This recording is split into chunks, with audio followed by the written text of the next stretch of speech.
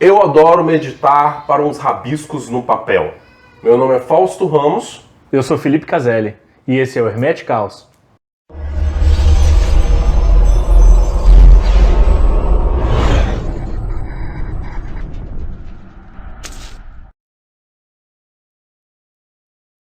E aí, como é que então o sigilo vem parar na magia do caos? Tem que ser por coruja, poxa. Que consistia, em essência, em questionar toda a parafernália da magia cerimonial. Você não precisa usar tinta para poder pintar. Você pode usar outros materiais, você pode usar cinzas. Você pode queimar alguma coisa, pegar as cinzas e usar as cinzas para poder pintar. Tem gente que pinta com o próprio sangue. Não tem tantas regras. Você tá falando? Então, fiquem agora com a segunda parte do vídeo sobre sigilos. Então, como que cria um sigilo? Como faz? Vamos falar isso de um jeito mais prático, mais direto. Então, como é que é a técnica elaborada pelo Spare? Inclusive, uma referência bibliográfica a respeito do sigilo como técnica mágica é um livro do Frater Udê. Infelizmente, esse livro não existe em português, mas você consegue em inglês bem fácil, que se chama Practical Sigil Magic. Então, nesse livro, o Frater Udê fala desde a perspectiva do Spare até as transformações contemporâneas e faz uma explanação bem bacana do que é a prática do sigilo. Em que consiste a prática do sigilo? Você começa a prática do sigilo anunciando uma frase de intenção mágica.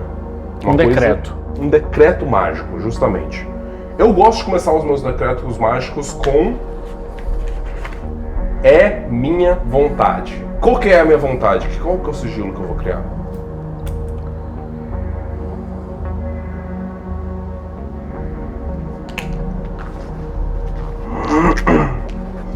Encontrar a minha carteira. Boa. E aí você emite um decreto. É minha vontade encontrar minha carteira. A gente sabe que isso é uma coisa recorrente na vida do mago, é perder a porra da carteira. E ter que encontrar depois de volta. Ok. Passado esse momento, a gente vai pegar essa frase de decreto mágico e a gente vai cortar todas as letras que são repetidas. Cortem as letras. Deixa eu explicar uma coisa. O próprio trabalho de você já ir cortando letras da frase já é uma perspectiva de você entrar na dinâmica do transe necessário para o negócio. Lembra quando eu comentei no meu vídeo sobre rituais que no momento que eu decido que vou fazer um ritual, eu já começo a entrar no ritual, já começo a entrar no estado de transe mágico, de alteração de consciência? O sigilo é a mesma coisa. O próprio ato do momento de você começar a fazer a frase e você pensar em qual é o seu decreto mágico, pra mim já é um momento mágico. Já começa a entrar em transe ali. Depois que você cortou as letras, você vai colocar embaixo quais são as letras que sobraram do seu decreto mágico. Algumas versões do sigilo pedem também para você cortar as vogais. Nós vamos fazer isso. Aí você me pergunta assim, mas por que eu escrevo o decreto e corto as letras, corto as vogais? Para que serve isso? Daqui a pouco a gente explica. Sobrou isso aqui.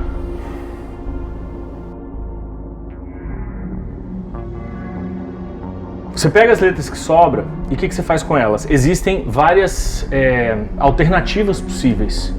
Você pode criar um sigilo sonoro ao transformar essas letras numa outra frase. Você pode preencher com outras vogais da sua escolha. Você pode tentar pronunciar as letras que sobraram como se fossem só consoantes. Vai ficar um negócio meio Lovecraftiano. Mas a construção do sigilo como um símbolo pictográfico, que é a prática mais comum, envolve você pegar essas letras que sobraram e criar um glifo, criar um símbolo, criar uma imagem que se assemelhe àqueles selos de magia. Manda brasa. Às vezes, para criar um glifo interessante, você pegar conjuntos de letras das frases, das palavras.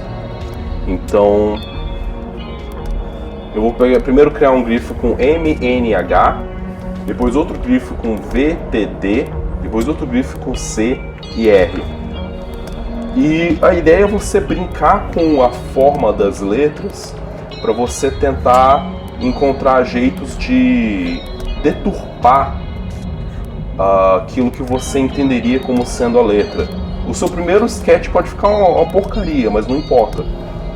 O importante, em grande parte, é qual o processo que você cria para poder chegar ao seu resultado. Então, eu acho que pela primeira vez na história do YouTube, vocês vão ter um sigilo criado a 4 mãos. Porque eu vou trabalhar em cima do que o Fausto fez aqui. Peraí. O Fausto fez isso aqui. Isso aqui virou isso. E agora eu vou dar mais uma elaborada. Ao longo do método de você estar tentando rascunhar e representar de novo, vocês podem elaborar novamente, vocês podem tentar simplificar. E uma coisa que é interessante também é vocês não apenas brincar com o formato das letras, mas talvez tentar encaixar mais alguns adornos no final para dar uma sensação de que é um símbolo realmente místico, uma coisa que não é do seu território convencional. Essa questão de não convencionalidade, de algo que sai do seu cotidiano, acaba sendo importante para poder aumentar o impacto que aquilo vai ter psicologicamente para vocês. Você quer se impressionar com o que você vai ver, você quer fazer aquele símbolo parecer uma coisa que saiu de um texto de uma escritura antiga. E você vê aquele símbolo e você se impacta e se impressiona com ele. Então aqui a gente vê o processo de transformação das ideias, virou no final isso. E esse é o sigilo. E sobre esse sigilo, percebam a estilização que ele fez. De botar umas bolinhas em cima ali do lado, botar uma seta em cima e embaixo. Tudo isso faz parte dessa estilização do sigilo que faz ele parecer realmente um símbolo mágico. Uma outra alternativa de você fazer uma coisa que parece que não é uma proeza artística, vocês não precisam fazer o seu sigilo bonito para ele dar certo.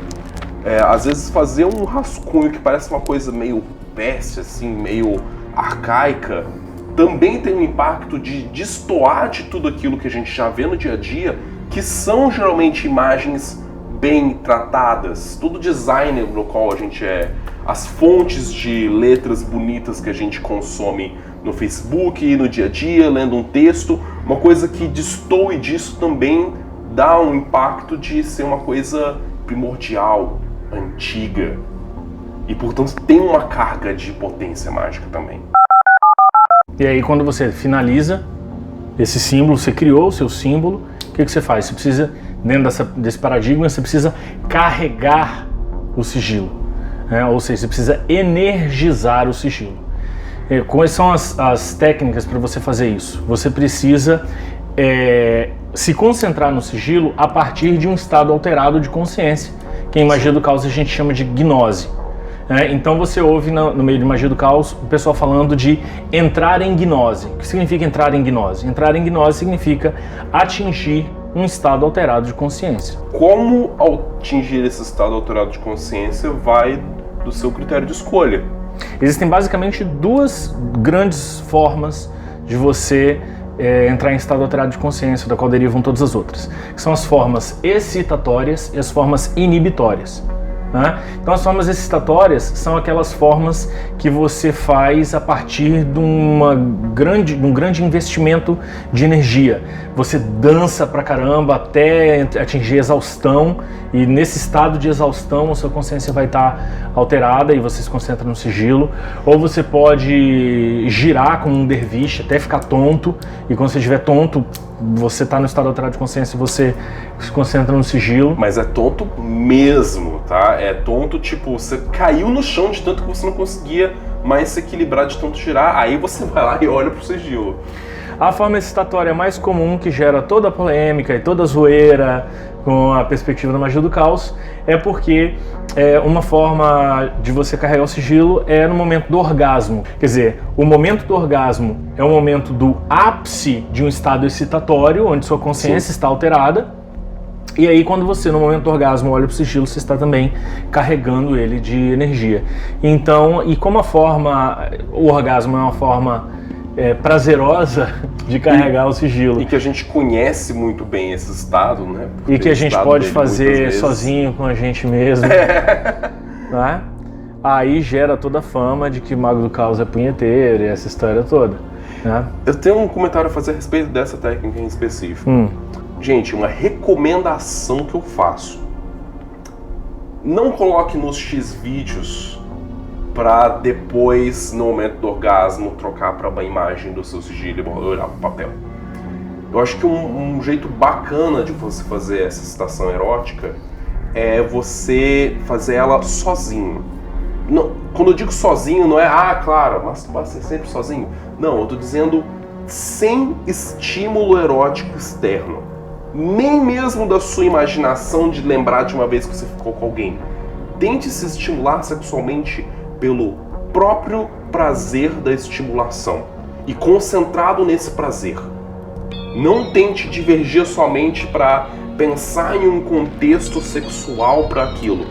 É mais difícil, sim, mas eu acho mais interessante. Porque a gente precisa entender que o sigilo é a afirmação de um decreto. A técnica parte da afirmação de um decreto. E esse decreto ele pode ser alterado até que ele se realize. Então você tem que tomar muito cuidado para você não alterar o decreto que aquele sigilo visa realizar. Não é porque você escreveu a frase lá e cortou as letras e criou um símbolo que aquele símbolo está de alguma forma ligado diretamente e inexoravelmente à frase que você escreveu. Então você faz todo um sigilo para encontrar a sua carteira e na hora que você for carregar o sigilo, você vai carregar o sigilo com a intenção: eu quero fazer sexo com a mulher dessa daí, do vídeo. Você está mudando o sentido, o decreto do sigilo, você está mudando o seu desejo, a sua intenção. E aí, falando mais de gnose, tem os estados inibitórios. Um estado inibitório é o de você meditar, entrar em estado meditativo profundo e daí olhar para o sigilo. Se você pensar na questão da inibição, tem pessoas que tentam usar a privação sensorial como uma forma de alterar o estado de consciência. Então, tapa os ouvidos, fecha os olhos e tenta ficar muito tempo sem poder receber estímulo de um sentido específico, e a concentração que você tem que fazer por conta disso acaba te levando para um estado alterado de consciência. Pode prender a respiração também. Sim. Então, outro estado de inibição tem uma técnica até meio extrema nesse sentido que eu já vi, que você tem que tapar o nariz, tapar o ouvido, tapar a boca, fechar os olhos e ficar prendendo a respiração ali que nem um doido até você não aguentar mais. Daí você prende mais tempo até você realmente não aguentar mais. Aí você prende mais tempo ainda até você tá desmaiando de não aguentar mais respirar. Aí você solta tudo. E quando você estiver puxando o ar, você tá olhando pro sigilo. Pronto, você carregou de energia. E aí depois que você carrega o sigilo, você faz o quê? Esquece. Você precisa esquecer o sigilo. Queima o símbolo e esquece o sigilo. Por que tem que esquecer o sigilo? Essa é uma das perguntas mais comuns do pessoal que está estudando magia do caos. Por que tem que esquecer o sigilo? Porque você tem que jogar ele pro seu inconsciente e deixar ele agir sozinho. Inconsciente é justamente a definição do que não está no seu consciente. Então quer dizer que se você ficar pensando sobre o propósito do seu sigilo e sobre o sigilo, você vai estar tirando ele do inconsciente e voltando ele para sua consciência.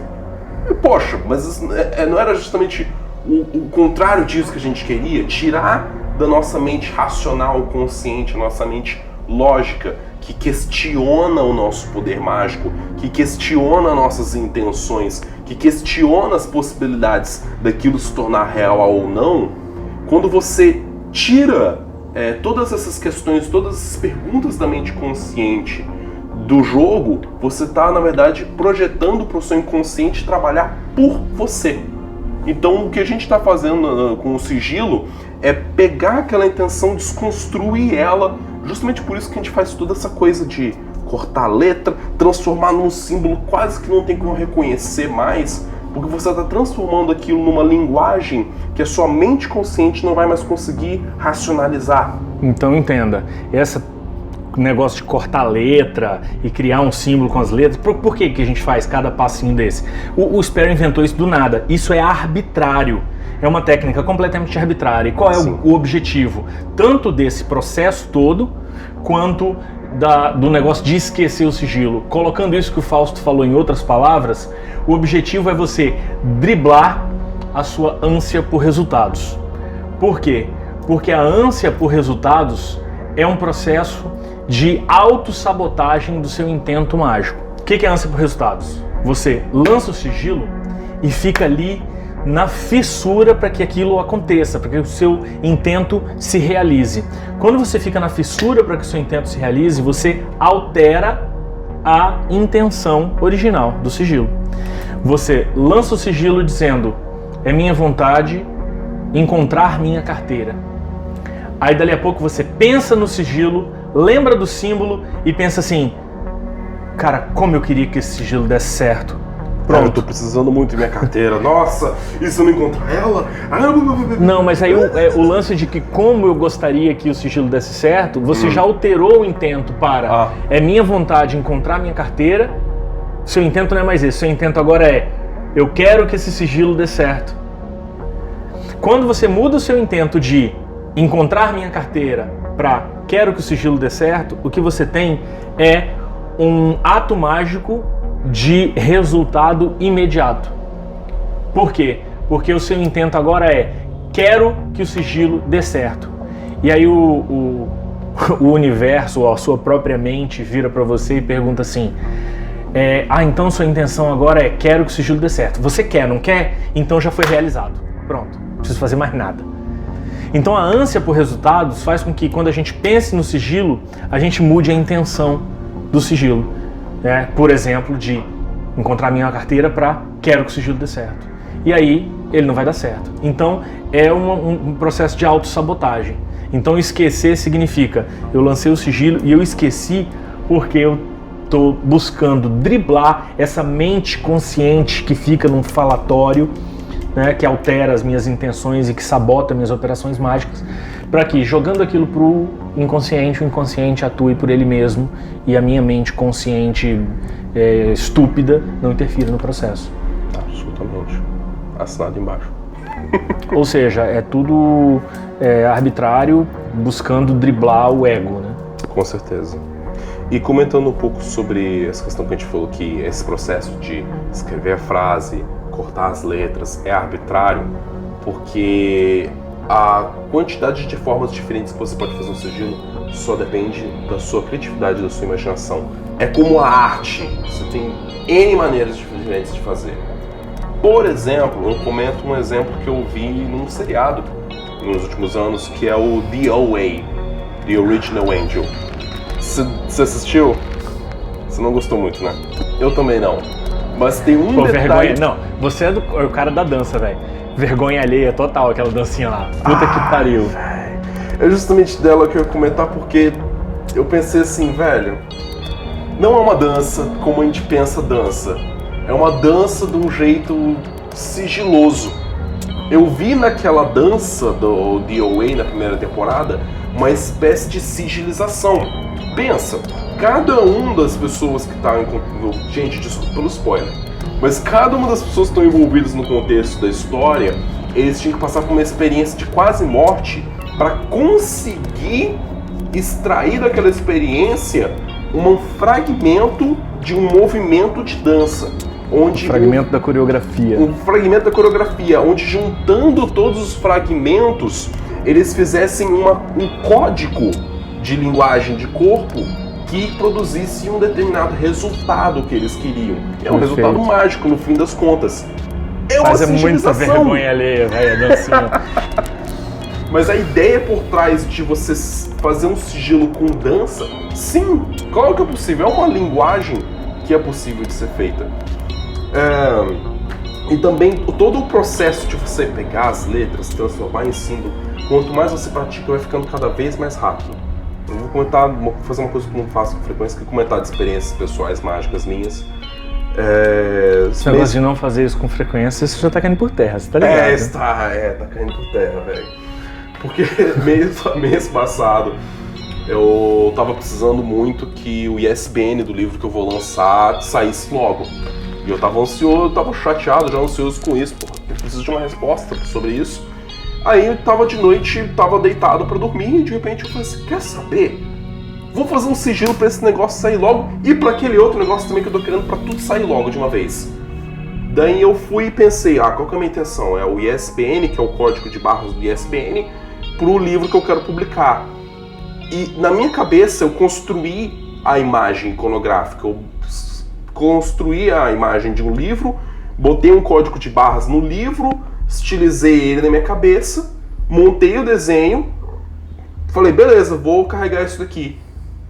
Meditei, deitado, entrei em estado de meditação profunda, lembrei do sigilo que eu criei na minha cabeça, botei para visualizar, visualizei, carreguei, joguei fora, virei pro lado, deitei, pensei em qualquer outra coisa, dormi. Na manhã seguinte, quando eu acordei, eu recebi e-mail da Biblioteca Nacional com um parecer sobre o meu ISBN. Tipo, o resultado veio na manhã seguinte. Então, quanto mais você pratica, mais fluido, mais fácil fica esse processo. Lembrando daquele vídeo nosso sobre rituais mágicos, a estrutura do sigilo é a estrutura de qualquer outro ritual mágico. Você decide o que você quer que aconteça, você se certifica de que o que você quer que aconteça tem os meios para acontecer, você escolhe uma experiência que significa a mesma coisa daquilo que você quer que aconteça, no caso, um sigilo, o ritual de construção e de energização do sigilo, você passa pela experiência e você colhe o resultado. É exatamente a mesma estrutura. Então, mais uma vez, como a gente falou naquele vídeo, eu tenho que dizer que decidir o que eu quero que aconteça, me certificar do que eu quero que aconteça, tem os meios para acontecer. Passar pela experiência. Esse passo da estrutura ritualística é absolutamente arbitrário. Por que você vai escolher um sigilo e não qualquer outro ritual mágico? Preferência pessoal. Sim. Só isso. Então a grande questão é que a magia do caos mostra pra gente que é possível fazer magia sem parafernália nenhuma, e mesmo até sem grandes elaborações teóricas a respeito do porquê que aquilo funciona ou não. Quando você tem uma explicação do porquê que a magia funciona, é mais fácil acreditar que ela funciona. Porque se você não acreditar que funciona, não funciona. Então às vezes você precisa de uma explicação. Por que a magia funciona? Ela funciona por causa disso. Então é isso que faz a magia funcionar, então eu acredito que ela funcione. Aí ela vai funcionar para você. Então esse foi o final da nossa jornada de 2 semanas conversando a respeito de sigilos. Se ainda tiver ficado alguma dúvida, deixa aqui nos comentários, tá? Que depois a gente grava um outro vídeo para responder essas dúvidas, não tem problema nenhum, tá? E aí, vou aproveitar um ensejo para fazer uma coisa que a gente não vem fazendo nos vídeos. Vou puxar as nossas 2 orelhas. Sim. Que é falar com vocês o seguinte: por favor, se inscreva no canal, deixe o seu like, tá? Porque isso é bastante importante para que o canal continue crescendo e tal. Compartilhe com seus amigos também, converse com quem você acha que se interessa por magia, quem gostaria de conhecer magia do caos, para poder conhecer o nosso trabalho. Compartilhe o vídeo nas suas redes sociais, compartilha no Instagram, no Facebook, onde mais? No Twitter. No Instagram, no Facebook. E no Twitter. Isso. Até mais, pessoal. Valeu, até a próxima semana.